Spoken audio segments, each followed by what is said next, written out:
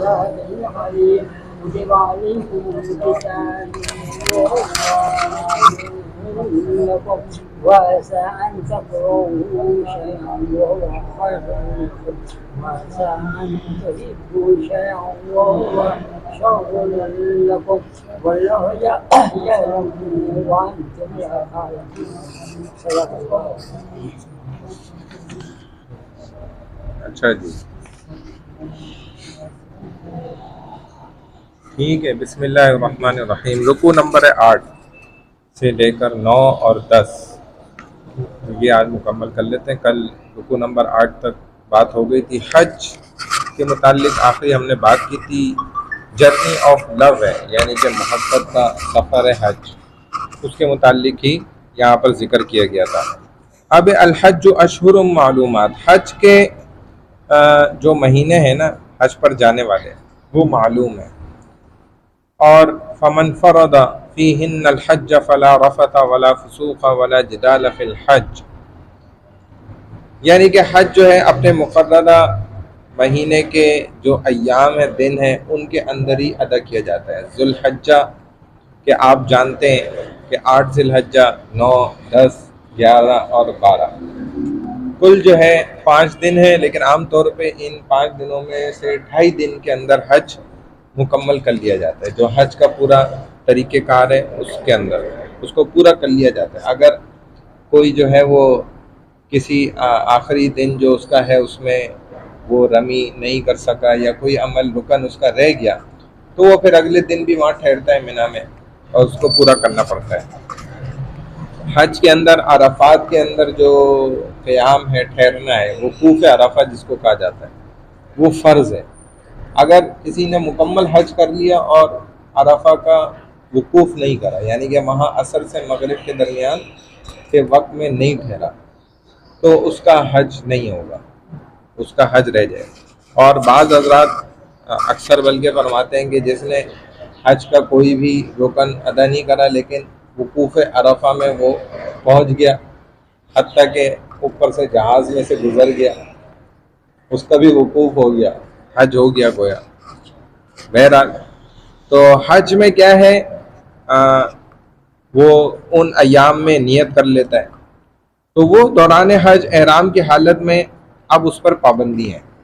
ظاہر ہے جب آپ اللہ سے محبت کریں گے، لو لگائیں گے، اللہ کے سارے امتحان پرچے آپ نے پاس کر لیے، یعنی اللہ کی جو ہے نعرے لگانے کے، لا الہ الا اللہ محمد رسول اللہ اشہد ان لا الہ الا اللہ، یہ والے لبیک اللہم لبیک، یہ پھر آپ نے نماز بھی پڑھ کے دکھا دی، اللہ سے محبت کا ذریعہ، اللہ سے ملاقات دن میں 5 بار.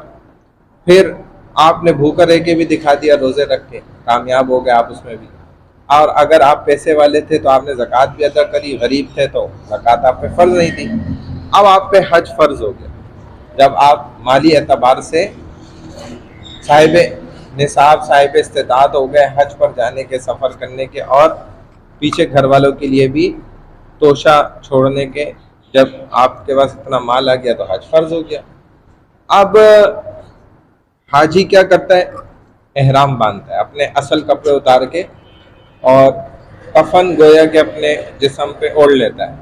2 اوڑھنیاں ہیں، 2 کپڑے ہیں بغیر سلے ہوئے، بغیر کسی سلائی کے، بغیر کسی جوڑ کے، اور اس پہ نہ خوشبو لگا سکتا ہے، نہ اس پر صابن خوشبو کا استعمال کر سکتا ہے، نہ کوئی پرفیوم، نہ عطر.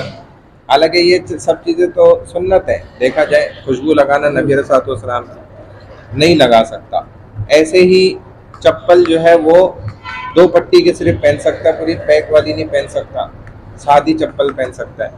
پھر اس کے علاوہ جو ہے بالوں میں کنگھی نہیں کر سکتا جب اس نے نیت کر لی احرام باندھ کر. اب بالوں کو سنوار نہیں سکتا، بالوں کو ابھی کاٹ بھی نہیں سکتا، بالوں سے جوئیں نکل جائیں ان کو بھی واپس رکھ لے. ہاں تو کھجا نہیں سکتا، کھجایا خون نکل گیا تو دم واجب ہو جاتا ہے. اسی طرح کسی کو تکلیف نہیں دے سکتا، برا بھلا نہیں کہہ سکتا، گالی نہیں دے سکتا، لڑ جھگڑ نہیں سکتا، اور بہت ساری ممنوعات ہیں. جیسے ایک انسان ہوتا ہے نا، مر جاتا ہے، گویا یہ زندہ ہے لیکن اس کو حکمن جو ہے مارا گیا ہے کہ بھائی اب تم نے اپنی مرضی سے کھجلی بھی نہیں مچانی.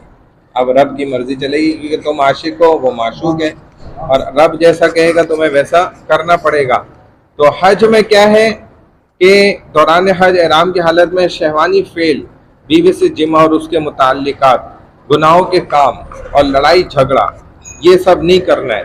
اور تم جو بھی نیکی کرتے ہو اللہ اسے جانتا ہے، ٹھیک ہے نا، وما تفعلوا من خیر یعلمہ اللہ، اللہ اسے جانتا ہے۔ وتزودوا فإن خیر الزاد التقوی، اور اپنے ساتھ زاد راہ سفر کا خرچ لے لیا کرو۔ واتقون یا اولی الالباب، سب سے بہترین زاد راہ کیا ہے؟ سوال سے بچنا ہے۔ واتقون یا اولی الالباب، اور اے عقل والو مجھ سے ڈرتے رہو۔ لیس علیکم جناح ان تبتغوا فضلا من ربکم، اگر تم حج کے ساتھ ساتھ اپنے رب کا فضل بھی تلاش کر لو تو اس میں کوئی گناہ نہیں ہے۔ کیا مطلب؟ جیسے ہمارا ایک ساتھی تھا، کلاس فیلو، درس نظامی عالم کورس میں ہمارے ساتھ پڑھ رہا تھا، عربی تھا۔ جب میں 2004 میں حج پہ گیا تو مجھے ادھر ٹکرا گیا، مسجد حرام سے میں نکلا تو وہ باہر کپڑے بیچ رہا تھا اور وہ حج بھی کر رہا تھا۔ یہی فرمایا کہ اگر آپ کی ضرورت ہے آپ ساتھ ساتھ کچھ کام بھی کر لیں تو حرام نہیں سمجھے اس کو۔ آپ نے اگر 2 پیسے ساتھ ساتھ کما لیے کہ بھئی میری ضرورت ہے تو ان تبتغوا فضلا من ربکم، تلاش کر سکتے ہو۔ فَإِذَا أَفَضْتُم مِّنْ عَرَفَاتٍ فاذكروا اللَّهَ عِندَ الْمَشْعَرِ الْحَرَامِ، پھر جب تم عرفات سے واپس آؤ تو مشعر الحرام کے پاس اللہ کا ذکر کرو۔ وَاذْكُرُوهُ كَمَا هَدَاكُمْ، اور اس اللہ کا ذکر اس طرح کرو جس طرح اس نے تمہیں ہدایت دی ہے۔ وَإِن كُنتُم مِّن قَبْلِهِ لَمِنَ الضَّالِّينَ، اور بلا شبہ اس سے پہلے تم سیدھی راہ سے بھٹکے ہوئے تھے۔ ثُمَّ أَفِيضُوا مِنْ حَيْثُ أَفَاضَ النَّاسُ وَاسْتَغْفِرُوا اللَّهَ، پھر تم اس جگہ سے واپس آؤ جہاں سے سب لوگ واپس آتے ہیں اور اللہ سے گناہوں کی بخشش مانگو۔ ان اللہ غفور الرحیم، یقیناً اللہ خوب بخشنے والا بے حد رحم فرمانے والا ہے۔ فَإِذَا قَضَيْتُم مَّنَاسِكَكُمْ فاذكروا اللَّهَ كَذِكْرِكُمْ آبَاءَكُمْ، پھر جب تم ارکان حج ادا کر چکو تو اللہ کا ذکر اس طرح کرو جس طرح تم اپنے باپ دادا کا ذکر کیا کرتے تھے۔ او اشد ذکر، بلکہ اس سے بھی زیادہ اللہ کا ذکر کرو۔ فَمِنَ النَّاسِ مَن يَقُولُ رَبَّنَا آتِنَا فِي الدُّنْيَا وَمَا لَهُ فِي الْآخِرَةِ مِنْ خَلَاقٍ، بعض لوگ دعا مانگتے ہوئے کہتے ہیں اے ہمارے رب ہمیں دنیا میں ہی سب کچھ دے دیں، ایسے لوگوں کے لیے آخرت میں کوئی حصہ نہیں ہوگا۔ موسیٰ علیہ السلام کو ایک شخص نے بولا نا اے اللہ کے نبی، آپ اللہ سے کہیں ہمارا رزق ایک ساتھ ہی ہمیں دے دیں۔ تو موسیٰ علیہ السلام نے کہا اچھا، اللہ سے فرمایا، اللہ نے دے دیا سارا، ایک ہی دن میں سارا عمر بھر کا رزق دے دیا۔ اب انہوں نے کھا لیا، پھر باقی جو ہے بانٹ دیا۔ بیوی نے بولا بھائی اب تو سڑ جائے گا، باقی کتنا سنبھالے، بانٹ دیا، تقسیم کر دیا۔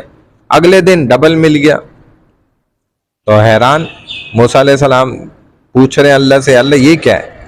ان کو تو سارا نصیب کا مل گیا تھا، اب یہ کیا ہوا؟ تو فرمایا انہوں نے مجھے مقروض جو بنا دیا، میرے بندوں کو کھلا دیا۔ اللہ فرماتے ہیں نا کہ بھائی میں بھوکا ہوں مجھے کھلاؤ۔ ہاں یہ حدیث قدسی ہے۔ ہاں تو صحابہ نے پوچھا رسول اللہ یہ کیسے ممکن ہے، اللہ کو کیا ضرورت ہے؟ تو فرمایا کہ یہ اس کا مطلب یہی ہے کہ اللہ کے بندے بھوکے ہیں ان کو کھلاؤ، ایسا ہے جیسے اللہ کو تم نے دیا۔ اللہ کے بندوں کی مدد کری جیسے اللہ کی مدد کری۔ مخلوق خدا کی مدد کیا ہے؟ اللہ کی مدد ہے۔ تو اللہ کو مقروض کر دیا، اب وہ اللہ نے ڈبل لوٹا دیا، پھر انہوں نے کھایا جو بچا وہ تقسیم کر دیا، اگلے دن اس کا ڈبل مل گیا۔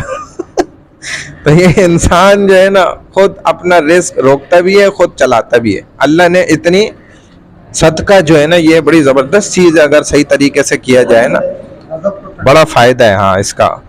تو یہی فرمایا کہ ربنا آتنا فی الدنیا حسنۃ وفی الآخرۃ حسنۃ وقنا عذاب النار۔ ابھی اگلی آیت ہاں، ربنا آتنا فی الدنیا وما لہ فی الآخرۃ من خلاق کے بعد ومنہم من یقول ربنا آتنا فی الدنیا، اور بعض لوگ دعا مانگتے ہیں کہتے ہیں اے ہمارے رب ہمیں دنیا میں بھلائی عطا فرما اور آخرت میں بھی بھلائی سے سرفراز فرما۔ تو آخرت بھی مانگنی ہے۔ وقنا عذاب النار، جہنم کے عذاب سے بچا لے۔ اولئک لہم نصیب مما کسبوا، یہی وہ لوگ ہیں جن کے لیے ان کی کمائی کا دونوں جہاں میں حصہ ہے۔ واللہ سریع الحساب، اور اللہ بہت جلد حساب لینے والا ہے۔ وَاذْكُرُوا اللَّهَ فِي أَيَّامٍ مَّعْدُودَاتٍ، اور ان گنتی کے چند دنوں ایام تشریق میں اللہ کو خوب یاد کرو. ٹھیک ہے نا. ایام تشریق کیا ہے؟ جو ہم تکبیر پڑھ لے ہوتے ہیں نا، تو وہ تشریق کے ایام کہلاتے ہیں. اللہ اکبر اللہ اکبر لا الہ الا اللہ واللہ اکبر اللہ اکبر وللہ الحمد. ایام تشریق میں اللہ کو خوب یاد کرو، یہ مبارک ہیں. فمن تعجل فی یومین فلا اثم علیہ، پھر جو شخص جلدی کر کے 2 دن میں ہی منی سے واپس ہو گیا تو اس پر بھی کوئی گناہ نہیں. ومن تأخر فلا اثم علیہ لمن اتقى، اور جو شخص تیسرے دن بھی ٹھہر کر پلٹا تو اس پر بھی کوئی گناہ نہیں. واتقوا اللہ وَاعْلَمُوا أَنَّكُمْ إِلَيْهِ تُحْشَرُونَ، یہ حکم پرہیزگاروں کے لیے، اور اللہ کے عذاب سے ڈرتے رہو اور جان لو کہ تم سب اسی اللہ کے پاس جمع کیے جاؤ گے. وَمِنَ النَّاسِ مَن يُعْجِبُكَ قَوْلُهُ فِي الْحَيَاةِ الدُّنْيَا، لوگوں میں سے بعض کی دنیاوی غرض کی باتیں آپ کو اچھی معلوم ہوتی ہیں. وَيُشْهِدُ اللَّهَ عَلَى مَا فِي قَلْبِهِ وَهُوَ أَلَدُّ الْخِصَامِ، اور وہ اپنے دل کی باتوں پر اللہ کو گواہ بناتا ہے حالانکہ وہ زبردست جھگڑالو ہے.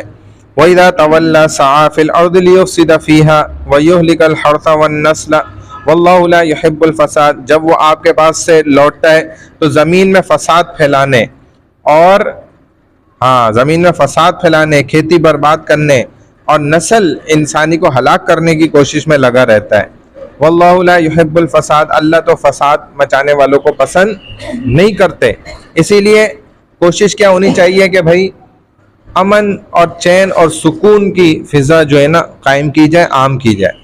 وَإِذَا قِيلَ لَهُ اتَّقِ اللَّهَ أَخَذَتْهُ الْعِزَّةُ بِالْإِثْمِ فَحَسْبُهُ جَهَنَّمُ وَلَبِئْسَ الْمِهَادُ، اور جب اس سے کہا جاتا ہے کہ اللہ سے ڈر تو اس کا غرور اور تکبر اسے گناہ پر آمادہ کر دیتا ہے، بس جہنم اس کے لیے کافی ہے. فَحَسْبُهُ جَهَنَّمُ وَلَبِئْسَ الْمِهَادُ، جو انتہائی بہترین جگہ ہے. وَمِنَ النَّاسِ مَن يَشْرِي نَفْسَهُ ابْتِغَاءَ مَرْضَاتِ اللَّهِ، اور بعض نیک لوگ ایسے بھی ہیں جو اللہ کی رضا کی خاطر اپنی جان تک بیچ قربان کر دیتے ہیں.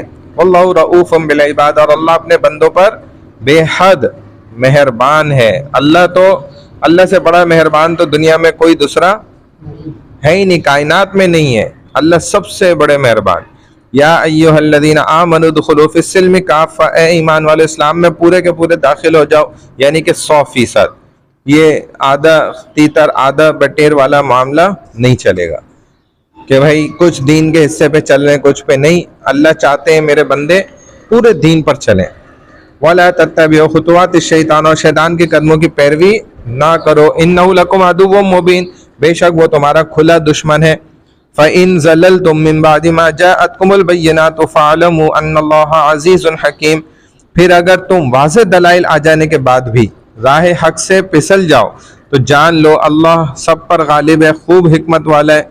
هل ينظرون إلا أن يأتيهم الله في ظلل من الغمام والملائكة وقضي الأمر، کیا وہ اس بات کا انتظار کر رہے ہیں کہ اللہ اس کے فرشتے ان کے پاس بادلوں کے سائبانوں میں عذاب لے کر آ جائیں اور ان کے معاملے کا فیصلہ جلد کر دیا جائے، اور آخر کار تمام معاملات ہی وَإِلَى اللَّهِ تُرْجَعُ الْأُمُورُ، اللہ ہی کی طرف لوٹائے جائیں گے. سل بنی اسرائیل کم آتیناہم من آیت بینہ، اے پیغمبر صلی اللہ علیہ وسلم بنی اسرائیل سے پوچھئے کہ ہم نے انہیں کتنے واضح دلائل عطا فرمائے تھے. بنی اسرائیل کا ذکر. وَمَن يُبَدِّلْ نِعْمَتَ اللَّهِ مِن بَعْدِ مَا جَاءَتْهُ فَإِنَّ اللَّهَ شَدِيدُ الْعِقَابِ، اور جو شخص اللہ کی نعمت ملنے کے بعد اسے بدل دے گا وہ جان لے کہ بلا شبہ اللہ بہت سخت عذاب والے ہیں. زُيِّنَ لِلَّذِينَ كَفَرُوا الْحَيَاةُ الدُّنْيَا وَيَسْخَرُونَ مِنَ الَّذِينَ آمَنُوا، کفار کے لیے دنیا کی زندگی انتہائی خوبصورت بنا دی گئی ہے کیونکہ وہ تو جنت ہے ان کے لیے، اور وہ ایمان والوں کا مذاق اڑاتے ہیں. حالانکہ پرہیزگار لوگ والذین اتقوا فوقہم یوم القیامہ، حالانکہ پرہیزگار لوگ قیامت کے دن ان سے اعلیٰ مرتبے پر فائز ہوں گے. واللہ یرزق من یشاء بغیر حساب، اور اللہ جسے چاہتا ہے بے حساب رزق دیتا ہے. کان الناس امۃ واحدہ، پہلے سبھی لوگ ایک ہی دین پر قائم تھے. فبعث اللہ النبیین مبشرین ومنذرین، پھر انہوں نے آپس میں اختلاف کر لیا نا، تو اللہ نے انبیاء کو بھیجا جو جنت کی خوشخبری دینے والے اور جہنم سے ڈرانے والے تھے.